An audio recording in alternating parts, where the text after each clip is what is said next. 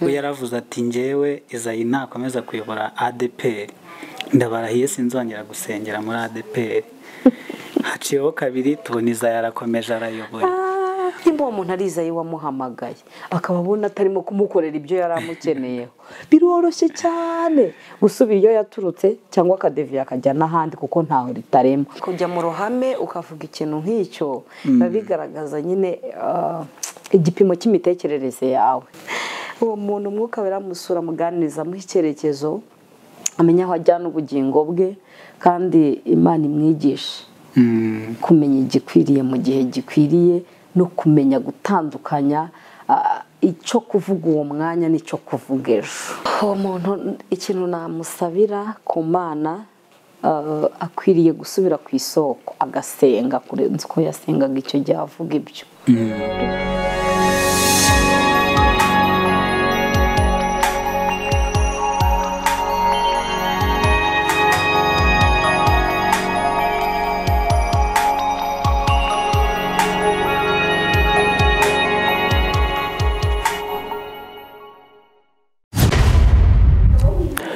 Twongeye kubasuhuza bantu mukunda ibiganiro bigiye bitandukanye tunyuza hano kuri Ubudasa TV show. Uyu munsi twongeye kugaruka, tugiye kuganira namwe ibintu bigiye bitandukanye. Nkuko mubibona dufite imbere yacu mutumirwa, sindi bumuvuge mu mazina, arahari kugira ngo aze kuza kubibwira. Muramukunda cyane, niyo mpamvu natwe twamutumiye kugira ngo aze. Yari amaze n'iminsi yarabuze, nabyaraza kudusobanurira impamvu yabuze. Ntabwo dushaka gutinda cyane, reka tumwakire. Turakwakiriye kuri kamera za Ubudasa TV show. Murakoze cyane, nongeye kubasuhuza mu izina rya Yesu Kristo. Ndanezerewe cyane kubw'uyu mwanya tubonye kugira ngo twongere guhura. Hari haciyemo igihe nk'uko mubivuze, ariko turashima Imana ko tubonanishije turi bazima, twese tutishwe n'ibyaha. Amen. Kubibwira rero ntabirenze nyine. Ndibaza ko abenshi bakinyibuka, ntago natinze ngo munkumbure birangire munyibagiwe. Ngarutse imbere yawe Yesu Mwami, ngaruwe no kugushimira ibyo wankoreye. Ninjye wa mugore, oh haleluya, ninjye wa mugore. Niwe wa mugore. Stella Christine Imana ishimwe, ndi mama Imana yagiriye neza. Mfite abana n'umutware, ndi umukristo, nkunda Imana, kandi ndanezerewe cyane kongera kugaruka muri studio za Ubudasa TV show. Imana ihabwa icyubahiro ko yongeye kutubonanisha turi bazima, twese tutishwe n'ibyaha. Yego, Imana ishimwe cyane. Amen. Stella ni umuntu dukunda kwakira cyane. Murabizi yuko ni umuhanzi umaze kugira izina ritari ritoya muri uyu muziki wo mu Rwanda w'indirimbo ziramya zikanahimbaza Imana. Indirimbo ze nyinshi zigiye zitandukanye ziri no kuri iyi channel. Abantu muza gushaka kumva izo ndirimbo nk'ingi yamaze no kuturirimbira, muramanuka aho ngaho hasi muzisacinge muramubona, niho agiye. Twari tumaze igihe twifuza kumutumira. Hari ikiganiro twashakaga yuko azatuganiriraho abantu bakeneye muri iyi minsi, urubyiruko, abantu bakuru, nyine uko iminsi igenda ishira abantu bagenda bacika intege mu gakiza. Niyo mpamvu tuba twifashishije umuntu nk'uyu nguyu ushobora kubinyuza mu ndirimbo, akabinyuza mu ijambo ry'Imana, ko yaje yitwaje n'intwaro z'umwuka. Byose turabona yuko arabifite. Turagira ngo utuganirire, uhembura imitima y'abantu. Abantu urabizi nawe icyo baba bakeneye muri iyi minsi. Tugire mu kiganiro, turi hano, niwe mutumirwa dufite, utuganirire nta kibazo. Ndanezerewe kongera kuhagera, kandi ndahari none n'ejo uko umugambi w'Imana ugenda utegurwa. Indirimbo yanjye imwe iri kumfasha, ndashaka kuyisangiza abakunzi, ivuga ngo tugeze mu bihe bimwe biruhije abagenzi. Birashoboka ko umuntu yaba ari mu mpande enye z'isi ahatandukanye, bakaba badukurikiye bari mu bihe bigoye, bari mu bihe bitaboroheye, bari mu bihe biteye ubwoba, barimo bageragezwa, barwaye, bashonje, bakennye bambaye ubusa batakaje ibyiringiro, ndashaka kubabwira ngo nibakomere mu ijoro hari Imana. Reka ku nkaririmbaho agace gatoya ndebe ko wenda hari umwe muri twebwe, hari umwe mu bacu wakongera kugwiza imbaraga z'umutima, akongera akiyungamo akabaraga agahaguruka agakomeza urugendo. Iyo ndirimbo iravuga ngo tugeze mu bihe bimwe bibi biruhije abagenzi, n'ibintwarane arizo gusa zikomeje urugendo, ibiharamagara ari byo gusa bikomeje kunesha, bikipfuka amatwi bikagenda bitumva imvugo z'abantu. Tugeze mu bihe bimwe bibi biruhije abagenzi, n'ibintwarane arizo gusa zikomeje urugendo, ibiharamagara ari byo gusa bikomeje kunesha, bikipfuka amatwi bikagenda bitumva imvugo z'abantu. Tinyuka ugereyo cyangwa se nawe usubire inyuma bwangu, niba bikunaniye reka gukomeza guta igihe cyawe. Tinyuka ugereyo niba ushaka Yesu wabambwe i Goligota, umurani muzima kandi yiteguye kugutsindishiriza. Bareke basakuze induru zibanze zibe nyinshi cyane, kure y'abarasana mu kanya gato tugiye gutabarwa. Bareke basakuze induru zibanze zibe nyinshi cyane, kure y'abarasana mu kanya gato tugiye gutabarwa. Bareke basakuze induru zibanze zibe nyinshi cyane, kure y'abarasana mu kanya gato tugiye gutabarwa. Ijambo narinzanye numva rinryoheye umutima wanjye, ni ukubwira abera ngo nibatinyuke kandi bakomeze kandi bakomere, kuko mu kanya gato hariho gutabarwa. Birashoboka ko hari ibitugerageza, hari birimo bitugora mu buzima bwacu bwa buri munsi, bituma abantu benshi babona bicitse, babona bigoye, babona bitazaborohera uyu munsi cyangwa hirya y'uyu munsi. Ariko mbazaniye inkuru y'ihumure yo kubakomeza, mwongere muhaguruke, mwiyungemo akabaraga, mwongere mwakire ibyiringiro bishya. Tinyuka ugereyo, aho ujya ni heza, ijuru ririho n'abazarijyamo bariho, ubuzima buriho n'abagukwiye bariho. Imana ikumpera ubuzima, Imana ikumpera inkomezi, Imana ikumpera ihumure hagati y'ibikurushya, hagati y'ibikugerageza, hagati y'ibikunaniza, hagati y'ibyagucaga intege n'ibigusubiza inyuma. Mu ijoro hari Imana. Tinyuka ugereyo kandi ubareke basakuze.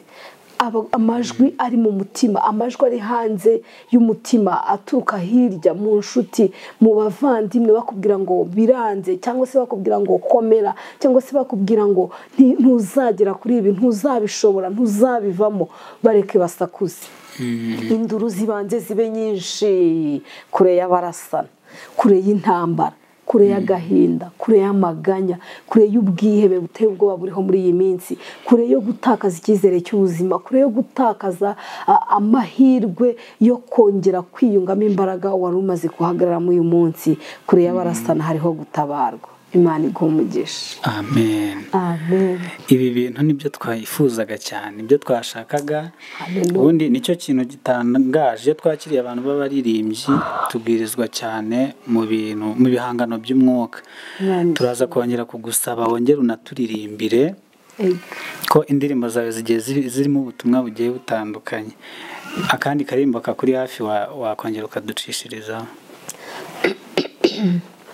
Reka dukomeze n'ubundi, niyo ifite ikindi gitero gikomeye. Reka ngiture abashumba, abatambyi, abungeri, abantu Imana yahaye inshingano zo kuba abayobozi bayobora abandi mu nzira igana ku Mana.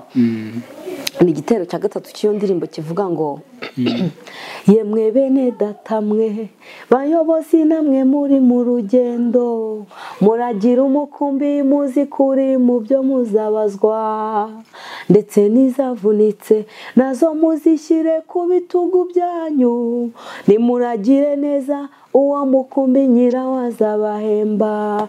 Yemwe bene data mwe bayobozi namwe muri mu rugendo, muragira umukumbi muzi kuri mu byo muzabazwa, ndetse n'izavunitse nazo muzishyire ku bitugu byanyu, nimuragire neza uwo mukumbi nyirawo azabahemba. Gatuye abayobozi, abashumba bashinzwe amatorero, abungeri, umuntu wese ufite inshingano zo kugerageza kwigisha abantu kuva mu byaha bagakizwa, bakamaramaza, bagakunda Imana, bakayoboka inzira igana i Siyoni, bagakomeza kwizera ko ijuru ririho kandi n'abarikorera bariho n'abazaritaha bariho. Ndagira ngo nongere mbabwire ngo nibakomere, bafite ibibagerageza, bafite n'abibananiza, buri wese mu rwe ruhande. Burya umuntu ageragezwa bingana n'uwo ari we, umuntu ageragezwa n'igipimo cy'imbaraga z'umutima we. Hanyuma nibakomere, intama z'Imana nibaziragire neza, nibagerageze gukora ikintu cyatuma imitima y'abera yongera guhembuka. Kandi izi mbaraga z'ubwihebe zirimo gufata abantu, zikabereka ko hari ibidashoboka, zikabereka ko ejo ntahari, zikabereka ko hari ibitazakunda, hari ibitazashoboka, nibaragire neza uwo mukumbi. Nibagera ku ntama imwe mu zo bashinzwe bagasanga yatsikiye, yavunitse, cyangwa se yaguye mu rwobo, cyangwa se yahuye na birantega bigatuma ivunika, ntibayite ku nzira, nibayiterure bayishyire ku bitugu byabo, bagerageze baragire neza umukumbi w'Imana. Nyirawo naza bazabarana kandi azabahemba neza. Yego, tugize Imana. Urashe ku kantu k'abashumba n'abayobozi, sinzi niba twaza kuganira nta kibazo. yego, Ibintu biri mu buyobozi cyane cyane, gusa ni ngombwa ko tuza kubyinjiramo, cyangwa we ntabwo uri umuyobozi twe kwirirwa tubivuga? ntabwo ndi umuyobozi ariko ndi umukristo, kandi nubwo ntaba ndi umuyobozi, wenda nkaba ntari n'umukristo, ndi umunyarwanda kandi ndi umuntu. Kugira icyo mbivugaho birashoboka. Mfite urwego rw'igipimo ntashobora kurenga, kuko umwuka wera ni umujyanama kandi ari muri twebwe. Nta kibazo, mumbaze ibyo nshobora ndasubiza, ibyo ntashobora Kristo azagenda abaganiriza. Impamvu ni uko hari byari bimaze iminsi birimo bisirikira ku mbuga nkoranyambaga z'ukuntu ngo uriya muyobozi wa ADEPR witwa Izayi yaba atari kuyobora neza, ngo hari ibintu yemerera bikinjira muri ADEPR. Rimwe na rimwe tukumva ngo birukanye abapasiteri 100 ngo bazira ngo ibintu utamenya, nyine ukumva ibintu bisa naho bica intege abakristo. Noneho hari umuntu umwe w'umuhanzi, niyo mpamvu mise mbikubazaho, mukora umurimo umwe, we yaravuze ati njyewe Izayi nakomeza kuyobora ADEPR ndabarahiye sinzongera gusengera muri ADEPR. Haciyeho kabiri tubona Izayi arakomeje arayoboye. Umuntu nawe dukurikiye amakuru dusanga aracyasenga muri ADEPR. Ntabwo turi bumuvuga izina, ariko abakurikiye showbiz y'u Rwanda cyane muri gospel baramuzi. We yaravuze ati, we yaranarahiye, yarabarahiye aravuga ati njye nakomeza kuyobora ADEPR sinzasubira gusenga. Ibyo bintu uhora byumva ute? Umuntu ikintu namusabira ku Mana, akwiriye gusubira ku isoko agasenga kurenza uko yasengaga icyo gihe avuga ibyo. Buriya umwuka wera ni mwiza, ni umujyanama, ni inshuti yacu ya bugufi, abana natwe. Kandi umwuka wera atuyobora mu kuri kose, atwigisha umwifato, atwigisha ikintu cyose twasubiza umuntu wese watubaza ibijyanye n'ibyiringiro byacu. Rero kujya mu ruhame ukavuga ikintu nk'icyo biba bigaragaza nyine igipimo cy'imitekerereze yawe. Umuntu wese yinjiye mu itorero afite ijwi rimuhamagara, cyangwa se afite umuhamagara. Ashobora kuba ari Imana yamuhamagaye, ashobora kuba ari umuntu wamuhamagaye, ashobora kuba yaraje akurikiye abavandimwe, ashobora kuba yaraje akurikiye inshuti, ashobora kuba yaraje akurikiye imigati, ashobora kuba yaraje. Buri muntu wese afite impamvu zamuhagurukije aviwe aza mu nzu y'Imana. Mu nzu y'Imana twahaje buri wese afite ikintu ahashaka. Uwari ubuze amahoro yaje mu nzu y'Imana ashaka amahoro, uwari ubuze ibiryo ubwo yaje mu nzu y'Imana ashaka ibiryo. Hari n'uwaje ashaka ubugingo. Uyu mwana w'ubugingo uri mu matorero yose atandukanye. Njyewe nta nubwo nshaka wenda ngo dufokasinge cyane ku itorero ryanjye ADPR ko niryo mbarizwamo rwose kandi ndirimo, ntago mfite gahunda yo kureba ku muntu, mfite gahunda yo kureba ku wampamagaye. Uwampamagaye ninde? Nimba uwo muntu arizaye wamuhamagaye akaba abona atarimo kumukorera ibyo yari amukeneyeho, biroroshye cyane gusubira iyo yaturutse cyangwa akadeviya akajya n'ahandi kuko ntaho ritarema. Ariko umuntu wahamagawe n'Imana, Bibiliya ivuga iki kuri bene abo? Umuntu namuka mu nzira ze akanamurwa n'ibyo yumva cyangwa n'ibyo abona, ntazabura kuba ikigwari, kuko umusirikare utaye urugamba ntazabura kurwihanirwa. Yaba batayo yatsinze cyangwa se yatsinzwe, uwo nguwo azahanwa kuko nyine yataye urugamba. Njye rero mu ruhande rwanjye nk'umukristo, icyambere nk'umunyamwuka, nk'umunyamasengesho, iyo ngeze ahantu nkabona ndimo kugonga igikuta, burya nihina ahantu ku karago nkayoboza Imana. Nasenga Imana ikamubwira ngo va muri ADPR nimba waguhamagaye ubona atari kuguha ibyo wamusabaga, hanyuma wigira aha n'aha, hasumvira ijwi ry'imwinginga cyangwa ry'umwinginga agende. Ariko nta kintu ibyo bintu bitwaye Imana, nta kintu bitwaye itorero rya Kristo riri mu ibanga. Nta nubwo buriya hariho ibintu abantu birushya banatekereza. Urazi yuko mu ijuru ibyo bintu by'amadini bitahaba? Icyo kintu natwe tuba mu ijuru ntago bazi ngo hari Adventiste, hari ADPR, hari iki rekreka. Ikintu bazi hari umugeni wa Kristo wacungujwe amaraso y'igiciro, binyura mu nzira ikomeye, mu nzira y'umubabaro, mu nzira y'imvune, mu nzira y'ugushaka kw'Imana itari yoroheye umuntu wese. Ndibuka mu nkuru z'ijambo ry'Imana hari ahantu bavuga ukuntu mu ijoro habaye inama ngo abamarayika barahunga, umuntu wese atinya gupfundura igitabo. Imana irongera ituma ngo genda umbarize. Ikuzimu ntawagerageza arabura, mu isi ntawagerageza arabura, ariko Kristo umwana w'intama w'Imana wacunguriye Imana bari mu isi bose, mu moko yose, mu miryango yose, mu bihugu byose, mu madini yose, mu matorero yose. Kristo yiyegereje abantu abunga n'Imana, aba igitambo kizima cyera gishimwa n'Imana. Niwe wenyine cyitegererezo kizima kidahinduka. Umuntu uhanze amaso umuntu azahayoba, umuntu uhanze amaso umuntu azananirwa. Umuntu waje akeneye kugira umuntu umubera icyitegererezo kuva kuri 0 kugeza ku 100%, uwo ngo azananirwa, azananamuka mu nzira ze. Ariko umuntu waje hanze Imana amaso, afite ijwi rimuyobora, afite umwuka wera umugira inama, afite umwuka wera umunihira iminiho itavugwa, bene uwo ntazatinya umwaka wacanyemo amapfa se ubu ngubu uri kureba ngo yabonye umuyobozi utayobora neza, bizarangira abonye ibirenze ibyo yabonye. Ahubwo abaye ari umunyabwenge, akaba ari umuntu ureba kure, yakwegera Imana kurutaho. N'ubundi twarabwiwe kandi n'ubuhanuzi bugomba gusohora, uwasengaga rimwe asenge kabiri, uwihanganaga rimwe yongere yihangane, uwizeraga yongere yizere, uwumvaga yongere yumve, uwarebaga yongere arebe. Rero uwo muntu umwuka wera musura muganiriza mu icyerekezo, amenya aho ajyana ubugingo bwe, kandi Imana imwigisha kumenya igikwiriye mu gihe gikwiriye, no kumenya gutandukanya icyo kuvuga uwo mwanya n'icyo kuvuga ejo. Bibiliya iravuga ngo wirinda mu byo avuga azahora ari umunyabwenge kandi ari umutsinzi.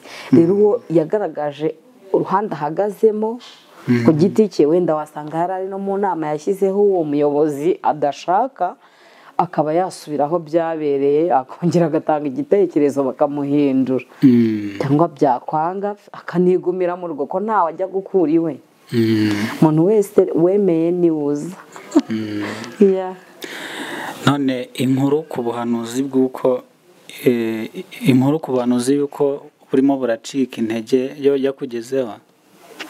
Ubuhanuzi buri gucika intege nyuma yuko tubonye abahanuzi nk'uriya wavuze ngo Prince Kid ngo ntazarongora Miss, ngo ngiye ngo nawe abahanuzi b'iki gihe basigaye batubwira ibintu bakaniyemeza ikintu ngo ngo nibibaho ngo bizagenda gutya, abantu tukabona ejo birabaye. Abantu nk'abaribona badasebye umurimo w'Imana.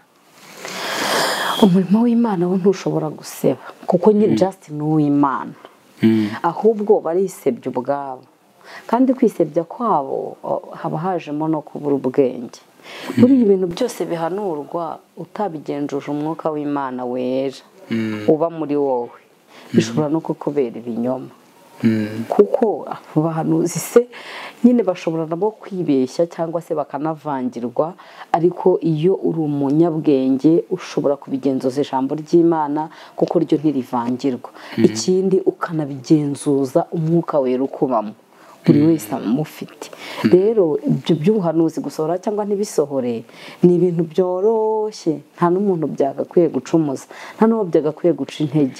Uwizera ibyo yabwiwe n'umwami Imana, uwo niwe wenyine ufite amahirwe kuko byo bizasohora. Ariko hari n'ibyo babwiwe n'abantu. Ikibazo bo nuko biyemeza ngo njye nibitaba ngo muzanyite. Nyine se ko bitabaye. Icyemeza ko ibyo bintu bitavuye ku Mana ni uko byanyuranye n'ibyo yavugaga. Ubuhanuzi akenshi bwemerwa ari uko busohoye. Nimba rero bwemerwa ari uko busohoye, ubwo yahanuye kontrere y'ibyo yagombaga guhanura. Nimba yaravuze ngo ibi ntibizaba, bikanga bikaba, yahanuye ibyo atagombaga guhanura. Ubwo rero yahanuye ibitagombaga guhanurwa, si ibyo ntabwo byavuye ku Mana. Imana ntibeshya, Imana ntishishwa, Imana ntabwo yakora ikosa, nta n'iryo yigeze ikora, nta n'iryo izigera ikora. Imana ni perfect, irihagije mu ndangagaciro yifitemo no kuba ari Imana itabeshya, ni iza muzimbere. Rero birashoboka umuntu ashobora no kubivuga n'amarangamutima ye kandi ntagire isoni zo kubishyira hanze. Ashobora kubikora kugira ngo nyine umumenye n'uriya mumenye, kandi kumenyekana ko wasanga ari Imana itabifitemo inyungu, cyane cyane wenda ko biba byihishemo n'ibyo binyoma. Ariko turi mu minsi mibi, turirimbye akaririmbo kavuga ngo tugeze mu bihe bimwe bibi, bya bihe Pawulo yavuze, ibihe birushya, ibihe bigoye, aho umubyeyi azifuza kuba ingumba, aho uwabyaye azifuza kuba ingumba, aho ingumba izifuza kuvuga ati kuba ntarabyaye basi iyo mba n'ibuye ryo ku gasozi, aho uwashatse azifuza ngo iyo mba ntarashatse, aho utarashatse avuga ati ubu iyo mba narashatse ibi bimbayeho ntibyari kuba bimbayeho. Rero birakwiriye ko twongera ibihe byo gusenga kandi tugahora iteka tuyoboza Imana inzira. Imana ni umujyanama, Imana ni umukozi w'umuhanga, ireba aho twebwe tutareba, imenya ibyo twebwe tutazi, isobanukirwa ibyo twe tutahasobanukirwa. Rero tuyibanze imbere, igende iducungire, itumenyera ahantu hakwiriye kunyurwa, itumenyera ikintu dukwiriye kuvuga, itumenyera aho dukwiriye gutinda n'aho dukwiriye guhagarara. Ntidutakaze umwanya tubara amadini ayavutse n'ayashenyutse, ntidutakaze umwanya tubara ibyo twumvise muri izo social media ngo duha agaciro, tubitindeho ngo duce akarongo ngo uriya ahantu ibi ngo none dore ntibisohoye. Biroroshye gusohora cyangwa ntibisohore, biterwa n'uwabivuze. Nimba ari Imana yabivuze bizasohora, nimba ari umuntu wabivuze ntibizahama rwose. Turimo twenda kugana ku musozo. Yes. Reka mbabwire akantu kamwe. Yego. Buri muntu wese wagize umugisha wo kubona iki kiganiro, nyamuneka reba aho hasi ko ahantu ha subscribe hagisa umutuku. Nihaba hagisa umutuku uraba utarayikora, kanda kuri subscribe nyamuneka, ushyireho n'inzogera kugira ngo tujye tubana mu biganiro bigiye bitandukanye, ijambo ry'Imana, kuramya no guhimbaza, indirimbo zimwe na zimwe za Stella zica hano. Yego. Nyine tujye tubana. None se urabona bidatuma wishima? Abana natwe umunsi nanjye no kuri ndabinginze, ndabahindahenze. Ntimunabishobora. Nimba mudukunda nimudufashe gukundana n'abo muri kumwe. Nimba ikiganiro kibonye ukumva hari akantu nibura kakajojo kamwe kaguye ku nkingi y'umutima wawe, gisangize mwene so, aho hantu wahembukiye na wahembuke. Rero kudufata amaboko kwacu ntabwo dukeneye wenda ngo munyure kuri momo zacu, munyure kuri account zacu, ngo natwe tube nkayo. Oya, naturo twebwe dukeneye ko mutera inkunga, mukakanda aho hantu mugakora subscribe, mukaduha like na comment, bizadufasha gukora ibyo tugomba gukora. Hanyuma ndabakangurira mudufashe mu ibiganiro, mu bisangiza abandi, kandi mudushyigikire muri ubwo buryo bwo gukora subscribe, muduha like, muduha na comment, ibiganiro mu bisangiza abagenzi banyu. hanyuma ibiganiro vuba biraza kuza byinshi, indirimbo turi muri proje kandi ziryoshye, amavideo, audio, hanyuma tugakora ikiganiro cyiza mwari mwarakunze muri benshi cyitwa Ganiriza Masenge. Masenge wawe aragarutse ngo muganire, umubaza utubazo tw'amatsiko wibaza, ari ready kugusubiza ayoboye n'umwuka w'Imana kandi ukagumana ubugingo ukagira n'ubuzima bwuzuye. Hanyuma New Day of Worship nanone tugarutse mu mavuta mashya, mu mbaraga nshya, turashaka kuramya Imana no kwihimbaza. Kandi ubwo turi muri studio turamya Imana tuyihimbaza umunsi ku munsi, kandi tuganiriza abana bacu, tuganiriza urubyiruko, tuganiriza urungano, tuganiriza abakuru n'abato, byose bifata imitima yacu biyishyikiriza Imana kugira ngo dutungwe umutima w'ubwenge, tubashe kubara iminsi yacu, kandi kugira ngo roho nzima iture no mu mubiri muzima. Ariko se urumva abantu bazatuburana iki? Turaramya, turahimbaza, ahabaye ibitaramo tubagererayo, ndetse yewe twanabahaye n'amakwe, urabizi mwagiye mubibonaho, mugende mureba hejuru y'ibyo. Kuri Masenge tuganira ibintu byose nta nkomyi, n'uwagira n'ibibazo ku buzima bw'imyororokere, buri kintu cyose. Yica no mwatuburanye iki? Mwe muduhanga amaso, turagarutse tugiye gukora cyane, tubifashijwemo n'umwuka w'Imana, azatuyobora kandi bigende neza. Reka rero twe kurambira abantu, tubabwiye ngo mwakoze cyane kubana natwe, nimurebe ko mwakoze subscribe, mujye mushyiraho like, murebe ko mwashyizeho inzogera yanyu, kandi rega mujye munabisharinga n'abandi babibone. Imana ntabwo izatubaza ibyo twumvishe ntitubishyire mu bikorwa gusa, izatubaza n'ibyo twirengagije.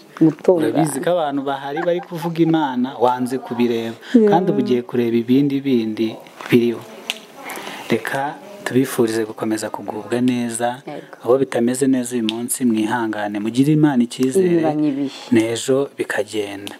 Reka dusabe umukozi w'Imana adusengere, yongera turagize Imana muri ibi bihe bibi turimo, turabakunda cyane. Mwami Imana yacu turagushimiye, warakoze kuducungura, warakoze kuduhamagara, kandi uduhamagara umuhamagaro mwiza wo kuba mu bikari byawe Imana. Habwa icyubahiro, uburinzi bwawe bukomeye bwagumye kubana natwe. Turasenze, dusengeye bene data duhagararanye kuri uyu musozi, abafite ibitarimo bigenda ubashyigikize neza n'ubuntu, ubatunguze igitangazo, ubaremere data.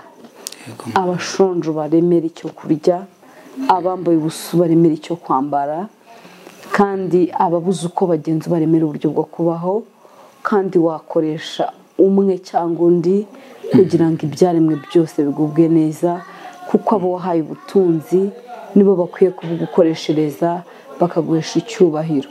Abo wambitse nibo bakwiye kubigukoreshereza bakambika abandi, Imana igahabwa icyubahiro. Abo wahaye ibiryo nibo bakwiye kugaburira abandi, Imana igahabwa icyubahiro. Abo wabikije ubutunzi nibo bakwiye kububikura bakabusangiza abandi, Imana igahabwa icyubahiro. Komeza rero ubane natwe, utuma abatwibagiwe batwibuka, utuma abaturetse batugarukira, kugira ngo imitima yacu yongere ihembukire imbere yawe.